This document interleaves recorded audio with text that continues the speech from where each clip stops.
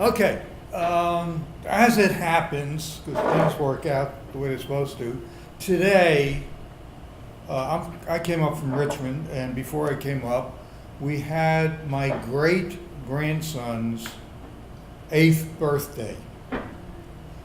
His grandpa, my son, is like 56. His younger sister, my daughter, you're shaking your head no. I'm not making this up. His younger sister will turn 53 in January. She's planning a big rock and roll party. Her brother's band will play. It'll be great. But I'm left thinking, if they're in their mid-50s, I've got great-grandchildren, more than one, what does that say about me? And I'm not sure I want to answer that. But it makes me think about the day my daughter was born, which seems like it was yesterday, but it was January 15th, 1966. And I remember the date both because that's the day she was born, and it was also Governor Linwood Holton's inauguration day, the only Republican I've ever voted for, and the last Republican I ever voted for.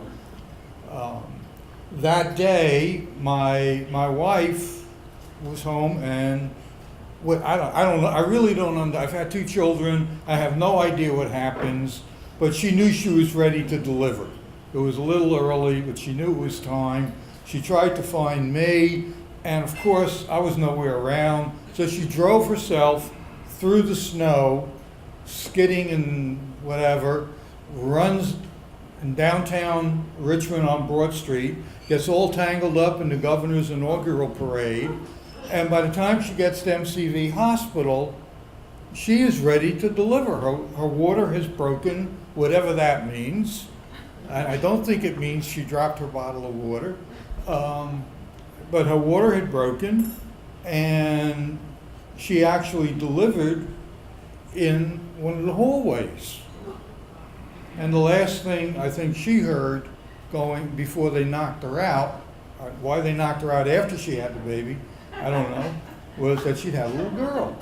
Well, by the time I got there, I get to the hospital, because I'm the father and a man, I get put in a little room with 6 or 7 other men, all anxious, all smoking like hell, all of us expectant fathers are waiting to see a child that's just been born. And the room is blue with smoke. It's the 1960s. It was blue with smoke. But even through the smoke, I noticed the man sitting next to me, and I don't know how to say it, he's ugly as hell. He's a strange looking guy with a lumpy, sort of an apey, sort of a weird head. He seemed nice, but he was very strange looking. But I couldn't spare him a lot of time because I had other things to worry about. Like, how was I going to pay the hospital bill? How was I going to pay the doctor? We had no money. I had no money to pay the electric bill. And what was I going to do about that? Besides, I had to worry about my wife's obstetrician. For the sake of the story, let's call him Dr. Williams, which happens to be his real name. And I knew he was going to be gunning for me. He was going to be waiting for me. Vengeance is best served cold. And he was going to be ready.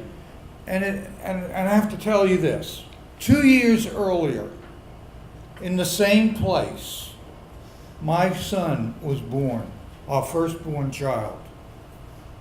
And when they brought me to see my son, and those of you who've had children, there's something about seeing your firstborn that is truly a once in a lifetime thing. And they placed my son in my arms. He was a big baby. He was like a month overdue, a month late. And it was this big baby, his bracelet set or wrist thing, ankle, where they had baby Schaffer. And I peeled back the blanket and I realized this baby does not have the really fine Semitic Schaffer features. This baby does not have the rich gumbo of my wife's Southern heritage. this baby is ugly as sin. I mean, this baby, and if you're a parent, I'm sorry, this baby was just ugly. Ugly. If you took this baby and mashed his head into dough, you can make gorilla cookies. That's what it is. That's what it is. He would make onions cry. This baby was so weird looking, ugly, weird. It could be, maybe this baby belonged to that man in the waiting room. And it's awful. And I go screaming